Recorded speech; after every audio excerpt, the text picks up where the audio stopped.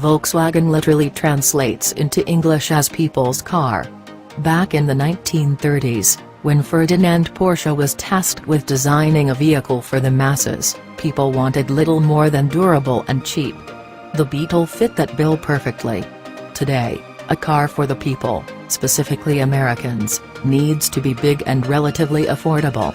The 2018 Volkswagen Atlas nails those 2 bullet points, offering seats for up to 7 passengers at a starting price of $31,245. Meeting that basic criteria means that VW probably has a sales success on its hands. Thing is, there isn't any one area where the Atlas stands out from the rest of the herd.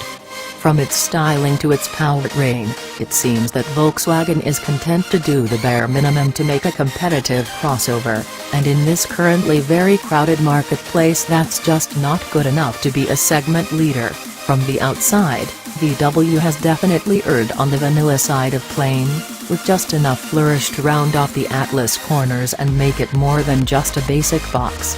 The slab sides are so massive that the optional 20-inch wheels look almost a size too small. On the positive side, indented kinks at the leading edges of the front fenders are a nice touch, and the bland but inoffensive styling matches that of the current Passat and Jetta models. Clearly, this straight-line approach is what Volkswagen stylists think Americans want.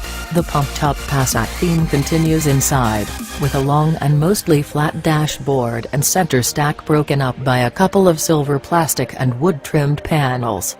The good news is that most everything you'll need to mess with on a daily basis has a dedicated button, including a volume knob and 3 dials for the climate controls.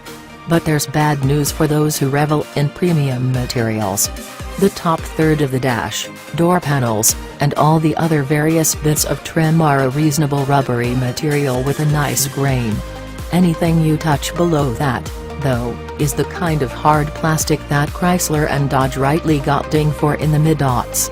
The standard gauge cluster includes an analog speedometer and tachometer, and the available digital cockpit replaces those with a 12.3-inch LCD screen but only comes on the top-shelf Cell Premium grade.